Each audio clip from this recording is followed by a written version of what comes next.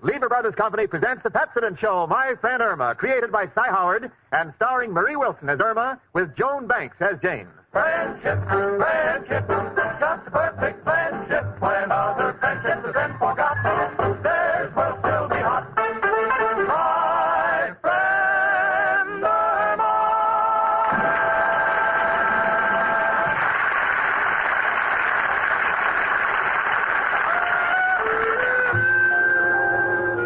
Jane, what, sweetie? What's new in the paper? Oh, nothing much. Oh, look, isn't that Mrs. Rhinelander's picture on the society page? Where? Right there. Oh, yes, so it is. Let's see. The annual masquerade ball to raise funds for the orphan children will be held tomorrow night at the Long Island estate of Mrs. Richard Rhinelander II. This marks the first time that Mrs. Rhinelander will supervise the affair. Jane, What is it, sweetie? did you know about this wonderful affair? Why, yes. And of course you're going. Yes, Richard's invited me. Why? Oh, nothing. I'll find something to do. What's that? Nothing at all. Just sit home with a deck of cards and play some solitude. That's solitaire. Look, honey, I'm not going to have you stand there pouting. You must realize the tickets cost $100 apiece. $100? Oh, it's nothing. Why, I could even get my Al to take me if I had $200. Come in. It's only me, Professor Kravatsky. Hello, Janie and Irma, my two little sailboats. One trim, the other lost in a fog. Why, Professor? Oh, excuse. Irma, I just noticed. Why are you standing there looking so sad? Oh, Richard's mother's giving a wonderful charity ball, and Jane won't take me. Now, for goodness sakes, Irma, stop making a heavy out of me. I have nothing to say about the invitation. But you have influence with Richard. When a girl goes with a fellow, she can get him to do anything she wants him to. Oh, is that so? Yes, I have Al eating out of my hand. That's only because it's for nothing. Oh, please, girls, don't argue. Irma, resign yourself. We are not invited, so we are not invited. Although, personally, I would love to help make that affair a success, because it's for charity. Little orphans, bless them. The little puppies of humanity. Hello. Oh, yes, Al. Just a minute. I'll get her. Irma, it's for you. Hello, Al. Where are you? Down at the unemployment office. What, Al? You need a lawyer? Well, why? Oh, they want you to take a job? What? Well, I don't see how they can make you go to work, honey. This is a free country. Oh, they say you've been getting it free long enough. Well, come over here, honey, and we'll talk about it. Goodbye. Oh, that Al. You've got to hand it to him. You've got to hand it to him because he won't work for it. Right, Janie? Janie. Oh, I'm sorry, Professor. I was lost in my thoughts about what costume I should wear to the ball. Come in.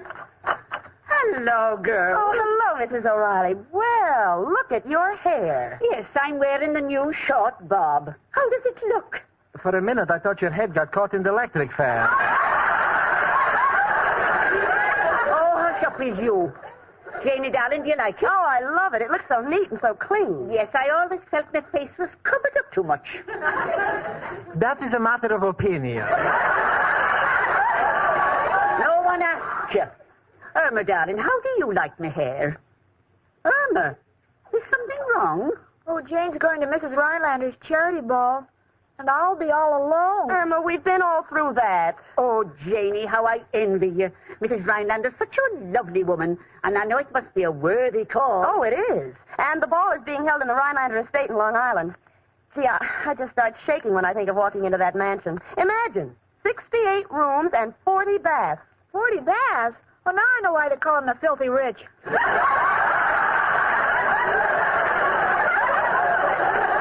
Oh, Janie, darling, you're so lucky. I remember my first masquerade ball. I was a girl in Ireland, and at midnight I met a handsome young man. He took off my slipper and started pouring champagne into it. It held 2 quarts. The bottle, that is.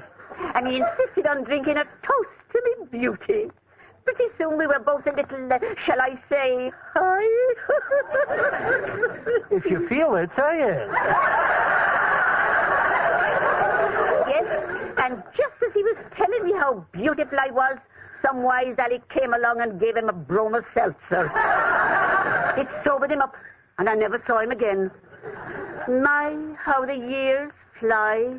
Yes, and it's too bad while they were flying, they had to drag you along the ground.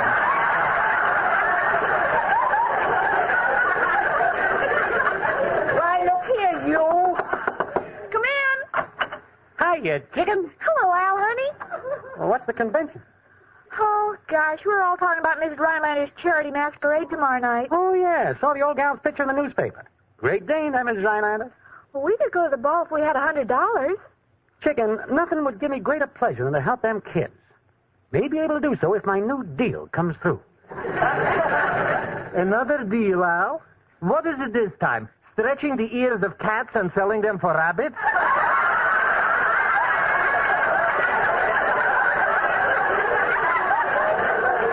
Now, this one is money in the bank. It's a coat lining designed like a deck of cards. So if you're caught with an ace up your sleeve, you can always say your lining ripped. Oh, brother. Come in. Hello, Jane. Company. Yes, Richard, you know everybody. Yes, indeed. Rich, we all want to tell you how proud we are of the work your mother is doing. For the orphans. Thank you. You see, Mother just loves children. Oh, so do I. When Al and I get married, we're going to have lots of children. You know, they say children are man's wealth, and I'm going to make Al a millionaire. That's enough, Irma. Richard, is everything set for tomorrow? Yes, but Mother's a little worried. Why? Well, aside from the fact that the money is desperately needed, Mother wants terribly much to put this affair over. You see, last year, Mrs. Van Clive was in charge of the ball, and she raised $50,000. Uh-huh. Well, naturally, Mother would like to get more because it all goes to charity, and besides, she can't tolerate Mrs. Van Clive. Oh. You see, she's been bragging all over town that Mother can never hope to equal her record, and Mother's determined to do it. Wish one of my deals had come through. Could pitch in. Al, by the time your deals come through, those orphans will be old enough to take care of themselves and their grandchildren. Well, Richard, I'm sure your mother's party will make more money than Mrs. Van Clive's. I hope so. See you all at the masquerade tomorrow. Oh? Well, certainly. You're all coming, aren't you? Like to be there, Richard, but you know, it's the fiscal year. I don't want to fisk out on the boys. I would like to be there too, Richard, and believe me, it's not the money, but tomorrow is my birthday, and I'll be $100 old. I would come too, Mr. Rhinelander, but well, you see, Hold it, everybody. Jane, didn't you give them their tickets? Tickets? Richard, you didn't give me any tickets. Oh, what's the matter with me? I've been carrying this envelope for days. Here's a ticket for each of you. Let me see, Richard. Admission, $100. Which damn pay? That's right. Think you can make it now, Al? Well, it is a fiscal year, but by an odd coincidence, it's also leap year. So I think I'm in a position to leap the fiscal and come to the masquerade. And how about you, Professor? Why don't you escort Mrs. O'Reilly? Well, I might do it, since it's for charity. She's going to be disguised anyway. And here's your ticket, Irma. Oh, let Al hold it. He always likes to treat me. Oh, Richard, this is so sweet of you. Forget it. Well, think I'll be getting back to Mother. I want to see how close she is to that $50,000 goal. Well, wait a minute, Richard. I'll walk with you. I've got to see about getting a costume. And you kids better get busy, too. Oh, we'll think of something. So long, everybody. See you tomorrow night. Bye-bye. How do you like that guy? Selling out $400 so we can have a good time at his mother's party. Oh, I hope for her sake it's a big success. Yes, Richard's worried about whether his mother can raise $50,000. Must be a way we can make certain she does. What do you mean, must be a way? Well, there are many ways of raising money. Now, for instance, years ago, there was a little boy used to wake up his aunt by bringing a mouse in her room. His aunt would scream and give him a quarter to take it away. He did this every day. And years later, this was to become known in financial circles as getting the ante up.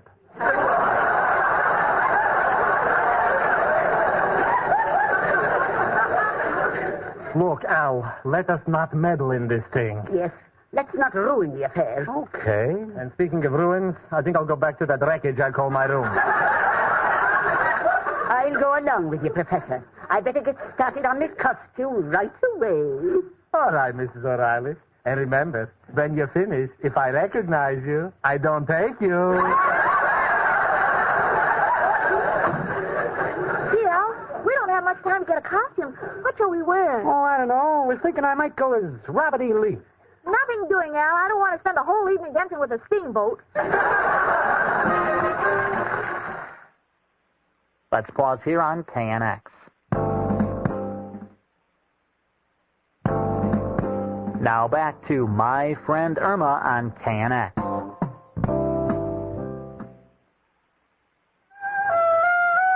Well, I have my costume on, and I think it's rather effective. I am going as Marie Antoinette.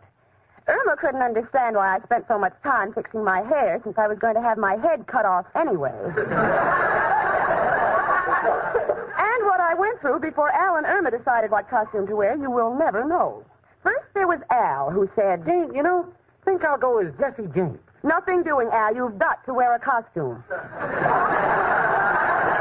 Right, Jane.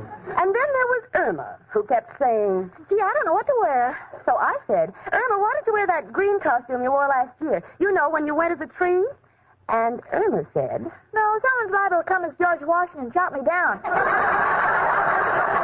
that was all my patience could take. So I said, Irma, you'll just have to make your own decisions. And Irma said, Oh, I know what. I'll wear that kitty outfit that I wore on Halloween last year, huh? so the kitty costume was agreed upon, and I must say, Irma looks adorable with her 2 blonde braids tied in pink ribbons. If it wasn't for her figure, she could pass for 6. Yes, a little schoolgirl to perfection, and I'm sure with those legs, none of the boys would ever play hooky. As for Al has found the most ingenious disguise I have ever seen. He has cut a square hole in the front of his shirt so his tattoo will show, and he's coming as a television set.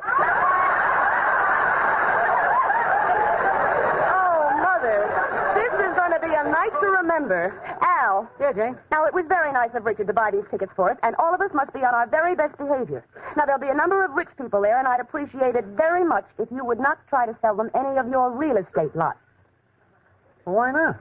Well, you see, most of them have their yachts floating right over your property. So, what about oil wells? No, Al. Why is it everything you deal in either has water over it or under it? Look, Jane, don't worry. This is for the office.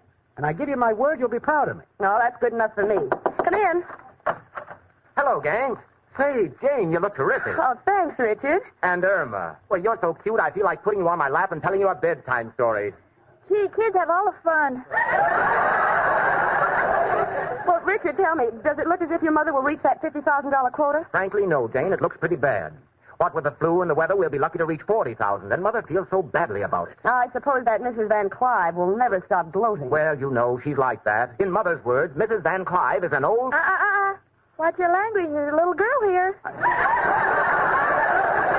Sorry, little girl. Well, Richard, isn't there any way we could raise more money at the party? Once we charge $100 admission, I don't know what else we can do. Maybe we'll think of something at the house.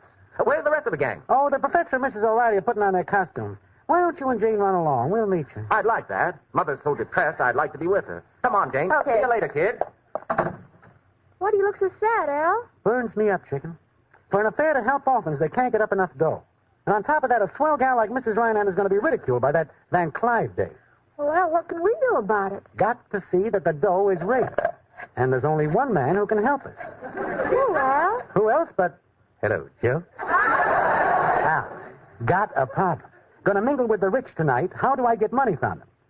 What? No, Joe, it's got to be with their permission. This is for charity. Orphans. Well, you don't say, Joe. You were an orphan yourself, huh? Well, what happened to your parents? Oh, an accident. They died while listening to the chamber music? Oh, gas chamber music. Well, Joe, then you know what it means to help these kids. Yeah, how do I get them to shell out?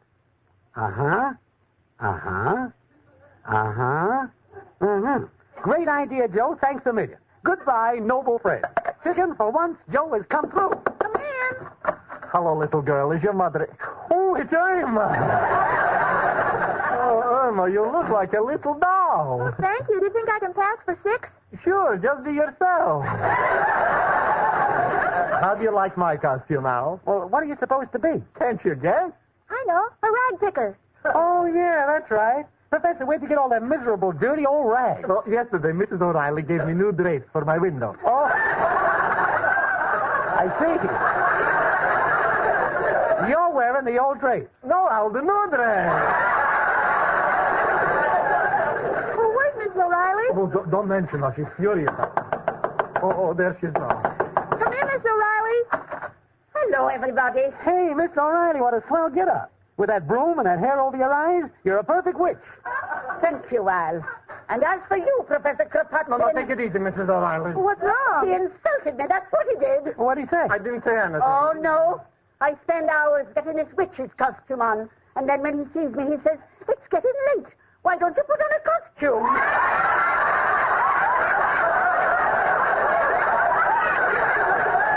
Look, got no time for personal grudges. Mrs. Rhinelander's in trouble, and we got to come to the rescue. She hasn't raised enough money. No, 10 G's short of what Mrs. Van Clive did last year. Oh, glory be in all those poor orphans in such need. What can we do to help, Al? Got just the idea that we'll put this party across. Where do you find the biggest crowds spending money? At Coney Island. Right. Now, here's what we do. We go to Mrs.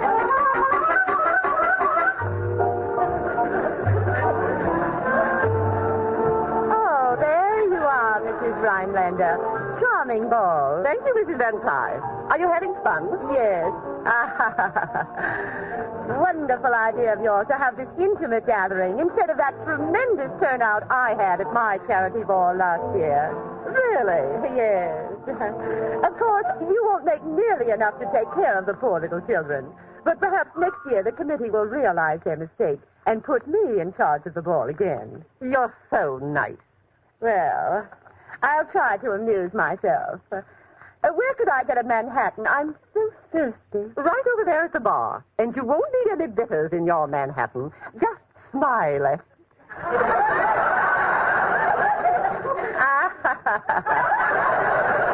Oh, you're so clever, Mrs. Rhinelander.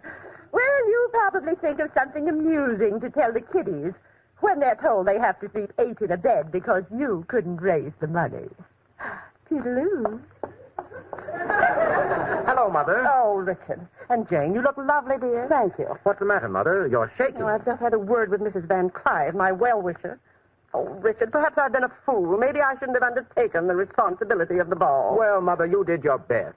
Jane, do you mind if I have this dance with my mother? I think it would be wonderful, Richard. Come on, Mother. Get your mind off Mrs. Van Clive. This should be a nice waltz coming up. Oh, I'd give anything to put this party across. Hey, the program says a waltz, but they're playing a conga. They're forming a conga line. They're all following the leader. The leader? That's Al. Where is he taking them? Oh, my goodness, he's breaking up my party. Mrs. Rhinelander, I don't know how to apologize. Oh, he's taking them all into the library. What's he up to? I'm afraid to look. But I had to look. And I still can't believe my eyes. In front of me is Coney Island. Yes, Al, Irma, the professor, and Mrs. O'Reilly have turned the library into a miniature Midway. Al is working the shell game. Now, I know the man. I know the man who's trying to guess under what shell the pea is. Last year, this man was in Who's Who.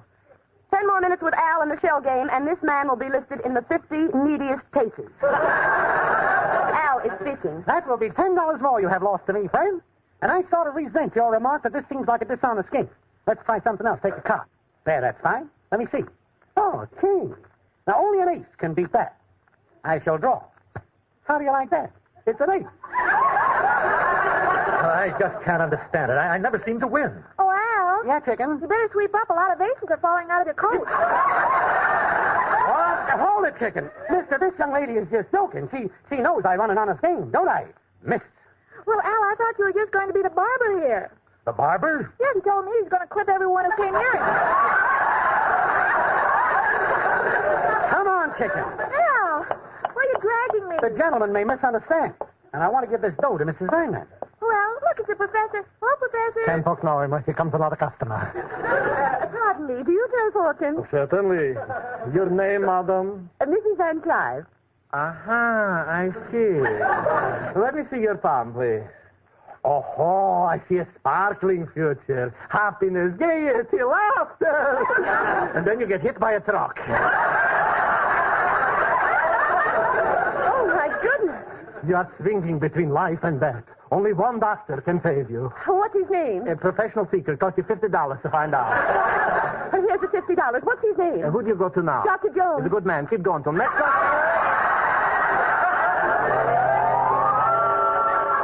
As if that's not enough, over in the right-hand corner are 2 booths. One is marked lemonade, $1. The other kisses, $5 apiece.